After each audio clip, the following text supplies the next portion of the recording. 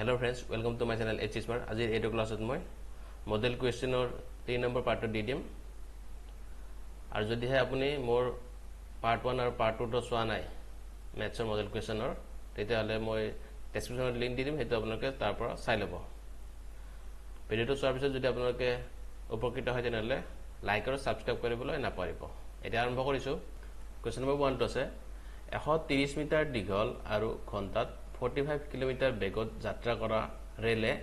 30 সেকেন্ডত পাৰ হ'ব পৰা দলংখনৰ দৈৰ্ঘ্য হ'ল আমি দলংখনৰ দৈৰ্ঘ্যটো কিমান আমি হেটো উলিয়াব লাগে হয়।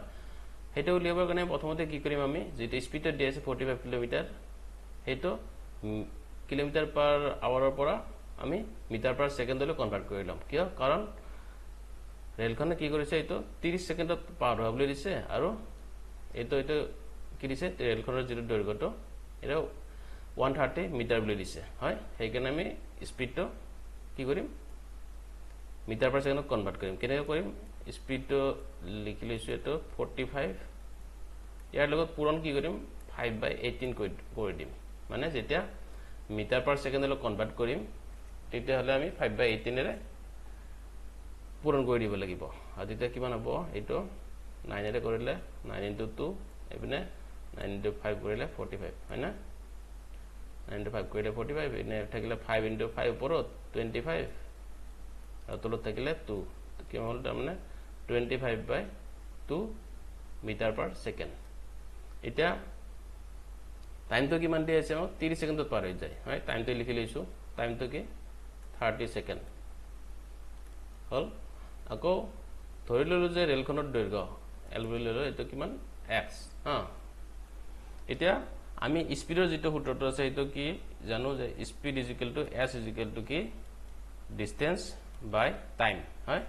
আমি এটা এইটো সূত্ৰটো আমি ইউজ কৰিম ইয়াতে হা স্পিড = ডিসটেন্স বাই টাইম হেটো গৰিয়াতে ডিসটেন্সটো কিমান হ'ব প্ৰথম এটো 130 মিটাৰ দীঘল আছে ট্ৰেইনখন হয়। আৰু ধৰি লৈছো দলংখনৰ দৈৰ্ঘ্যটো x হেটো প্ৰথম লিখি লৈছো 130 + x ডিভাইডেড বাই কি বনাবো টাইমটো কিমান সেকেন্ডত পাৰ হৈছে 30 সেকেন্ডত হৈছে এইখিনি। এটা ইকুৱেল টু কি হ'ব আমি স্পিডটো কিমান পাইছো 25/2 হৈছে। এতিয়া এইখিনি এটোৰ পৰা আমি কি কৰিম 130 + x আৰু 2 টো পূৰণ কৰি দিম তেতিয়া হয় 130 + x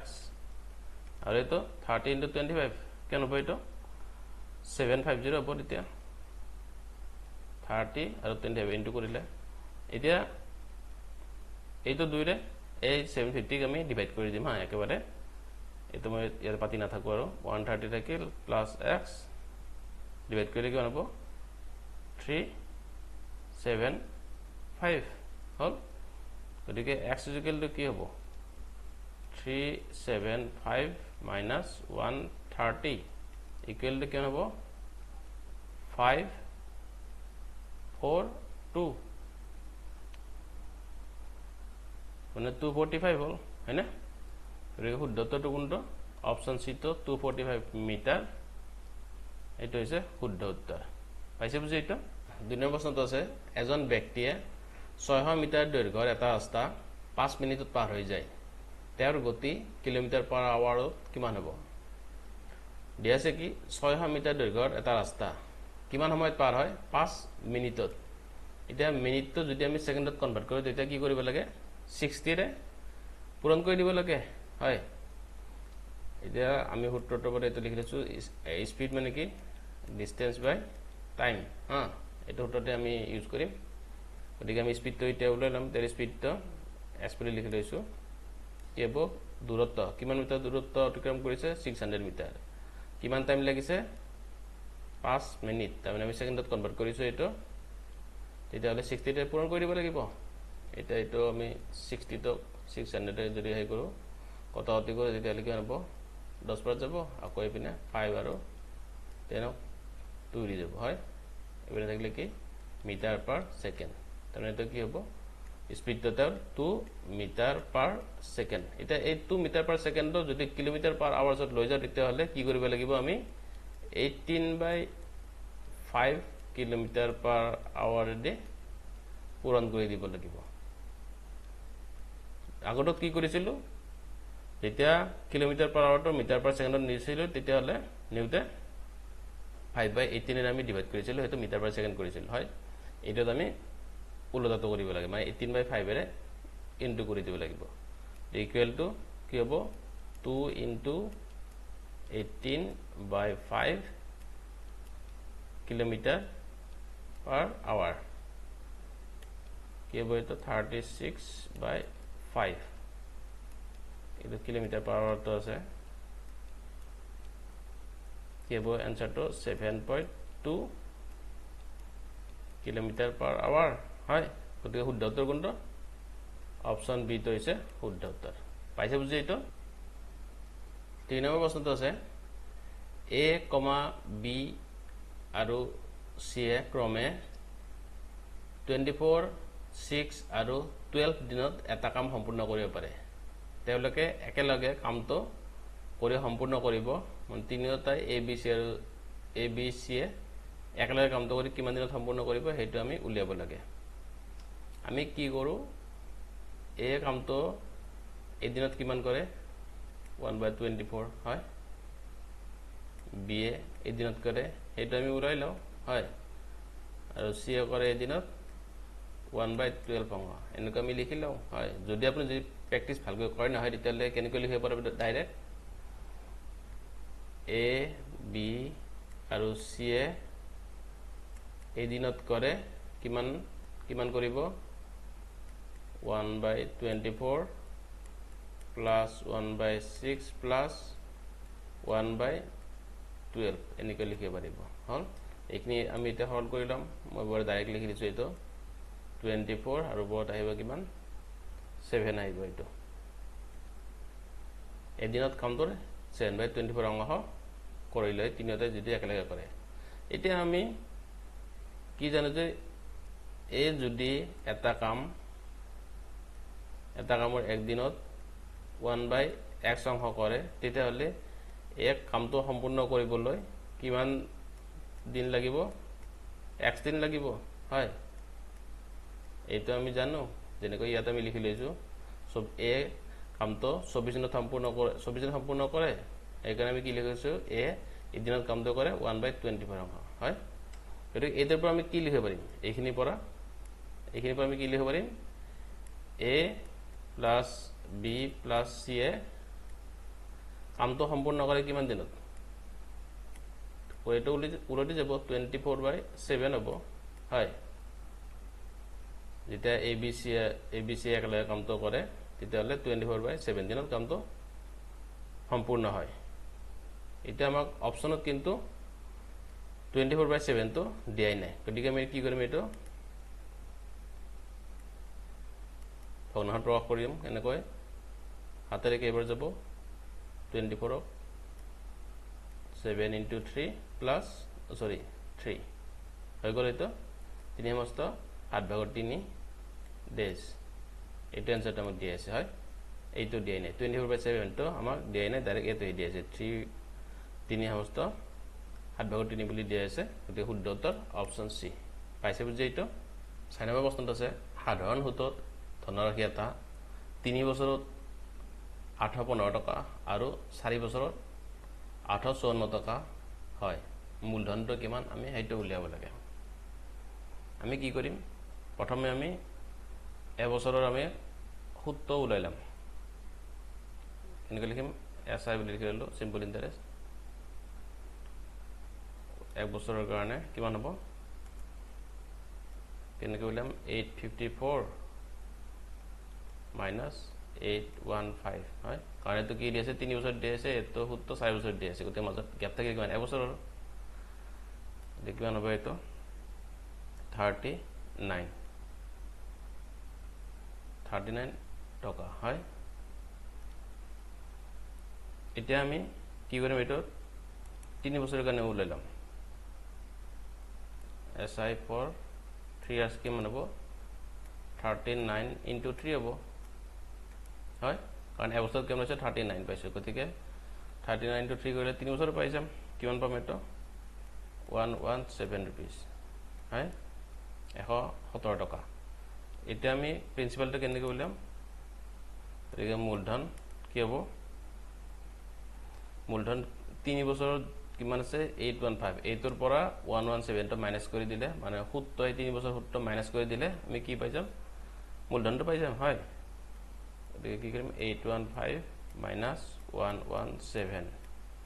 কিমান পাম এটা আনসাৰটো 698 টকা এইটো হৈছে মূলধন পাইছে বুজি এইটো অপচন সি টো হৈছে শুদ্ধ উত্তৰ 5 নম্বৰ প্ৰশ্নটো আছে 1200 টকা মূলধন এটা 2 বছৰত 1348.32 টকা হয় মানে 1348.32 টকা হয় বছৰি চক্ৰবৃদ্ধি সূত্ৰৰ হাৰ কিমান আমি হেইটো উলিয়াব লাগে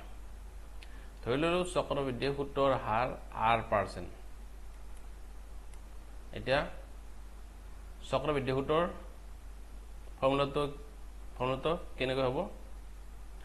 প্ৰথমে কি লিখিব লাগে আমি মূলধন কিমান 1200 টকা পূৰণ 1 প্লাস সূত্ৰৰ হাৰ চক্ৰবৃদ্ধি সূত্ৰৰ হাৰ কিমান r divide by 100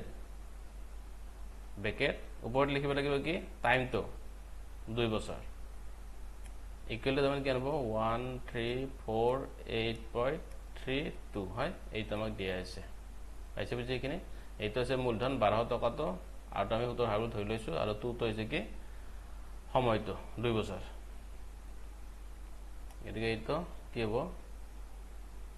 1 plus r by 100 এইটো এনেকৈ ৰাখিছো স্কয়াৰ আৰু এইটো 1200 টকাটো এইটো তলত লৈ গৈছো 1348 একেলগে কৈ দিব পাৰি এইটো মই একেলগে কৈ দিছো আপোনালোকক এইটো পইণ্টটো উঠাইছো 0.32 টো ইয়াতে কি হ'ব শূন্য দুটা আহি যাব বেছি মানে কি হ'ব 1,20,000 হৈ যাব তেতিয়া এই দশমিকটো উঠাই দিয়া কাৰণে ইয়াৰে 0.32 দশমিকটো উঠাই দিয়া কাৰণে এতিয়া এইটো কিমান হৈ যাব 11236 divided by 10,000 এটা কেনসেল কৰিব লাগে কেনসেল কৰিলে এইখিনি পোৱা যাব এইখিনি পৰা আমি কেনেকৈ লিখিব পাৰিম 1 plus r by 100 square equal to এটো 11236 তো কিহৰ স্কয়াৰ 106 এৰ স্কয়াৰ আৰু 10000 তো কিহৰ 100 এর স্কয়ার হয় এইখিনি মানে আমি এইখিনি পাই গলো এতিয়া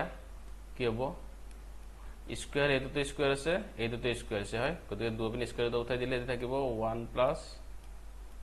r by 100 equal to 106 divided by 100 হল ইয়াৰ পৰা আমি যদি r by 100 টো লৈ যাও তেতিয়া হলে এবিনে কিমান থাকিব 1 টো মাইনাস হৈ যাব 1 মাইনাস হলে কিমান আহিব 6 by 100 হয় কাৰণ এটো 106 আছে ওপৰত এইকাৰণে 6 by 100 হল গতিকে r মানে কিমান হ'ব 6 গতিকে পার্সেন্টেজটো কিমান হল 6% অপশন এ পাইছে বুজি অপশন এ তো হৈছে শুদ্ধ উত্তৰ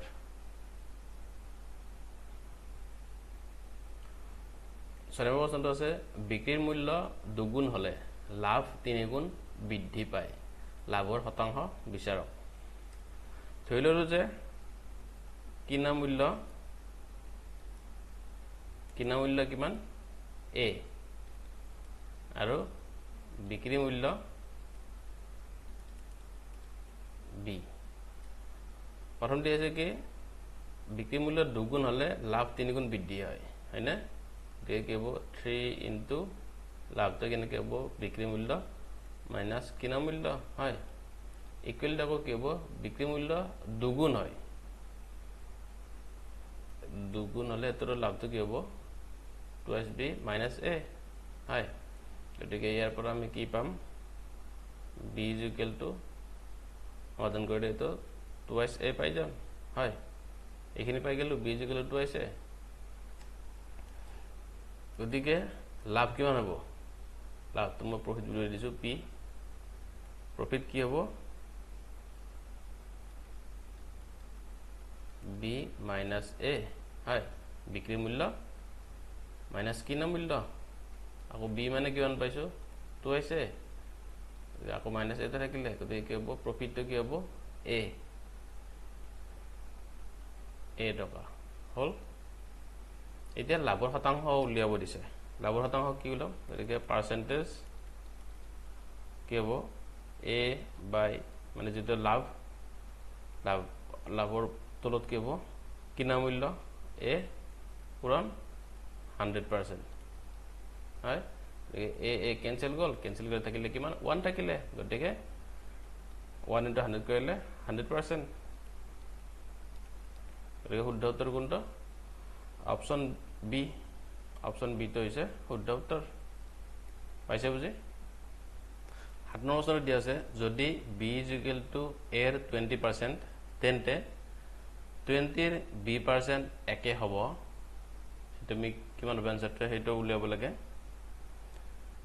দিয়া আছে কি 20% of a from a equal to b হল তার মানে কি 20/100 a is equal to b আকৌ দিয়া আছে আমি এইটো আমি উলিয়াব লাগে 20 ৰ b% হয়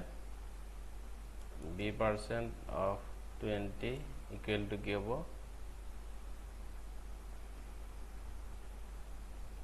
b/100 এটো এটলাইন মই বঢ়াই দিছো আপোনালোকে পিছত বুজিবলে তো নিলিখিলে হ'ব 20 b ৰ ভ্যালুটো আমি কিমান পাইছো এটো b ৰ ভ্যালুটো হৈছে 20/100 a পাইছো হয় এইটো আমি হেইটো লিখি দিম এটা 20/100 a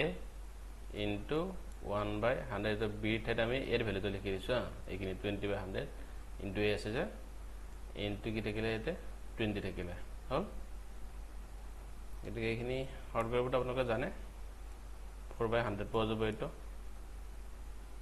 a হ'ব গতিকে কি হ'ব 4% of a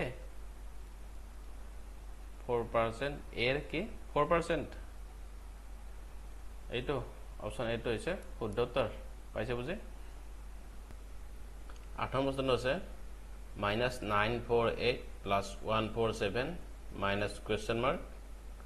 equal to -1432 এটো কোৱেশ্চন বটা আপোনালোকে কৰি দিব অপশন কেইটা মই কৈ দিছো অপশন এ আছে 683 অপশন বি 631 অপশন সি 647 অপশন ডি 676 এর আনসারটা আপোনালোকে কমেন্ট কৰিলে হ'ল নম্বৰ প্ৰশ্ন আছে √13² + 168 হৰণ 24 - 3³ + 107 equal to question mark square আছে এটা আমি সরল করি এই প্রশ্নের চিহ্নটা কি হয় এটা আমি উলিয়াব লাগে হয় প্রথম question mark মই পেন লিখি লৈছো √, লিখি দিয়েছে লিখি লও প্রথমে 13² + 168 হরণ 24 বিয়োগ 3³ + 107 এইখিনি হল এটা 13² মানে 169 হয় প্লাস ইয়াৰ আছে 168 আৰু হৰণ 24 বদমাছ ৰুল মতে আমি প্ৰথমতে এইখিনি কৰিব লাগে হয় এটা কি হ'ব 7 হ'ব হা এইখিনি 168 হৰণ 24 কৰিলে কি হয় 7 হয়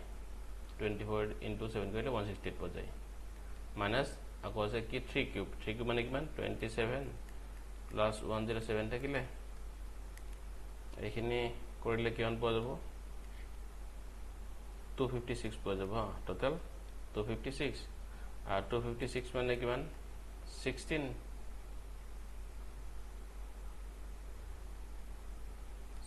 আকৌ 16 কেনে কৰি লিখিব পাৰো আমি 4 স্কয়াৰ লিখিব পাৰো হয় গতিকে question mark square is equal to 4 square আমি পাইছো গতিকে question mark মানে কি হ'ব কুৱেশ্যন মাৰ্ক মানে 4 গতিকে শুদ্ধ উত্তৰ কোনটো অপশ্যন ডি টো হৈছে শুদ্ধ উত্তৰ 10 নম্বৰ প্ৰশ্নটো আপোনালোকৰ কাৰণে দিছো প্ৰশ্নটো আছে যদি কোনো ব্যক্তিয়ে 4 বছৰত 2000 টকা বেছি ধন লাভ কৰে আৰু সুতৰ হাৰ 10% হয় তেন্তে মূলধন কিমান অপশ্যন এ আছে 4000 অপশ্যন বি আছে 5000 অপশ্যন সি আছে 4500 অপশ্যন ডি আছে 4800 ইয়াৰে কোনটো হয় আনসাৰ হেটো উলিয়াই আপোনালোকে কমেন্ট কৰিব তো বন্ধুসকল এতিয়ালৈ মানে ক্লাছটোৰ পৰা যদি আপোনালোকে উপকৃত হৈছে তেনেহলে লাইক আৰু সাবস্ক্ৰাইব কৰিবলৈ নাপাহৰিব ধন্যবাদ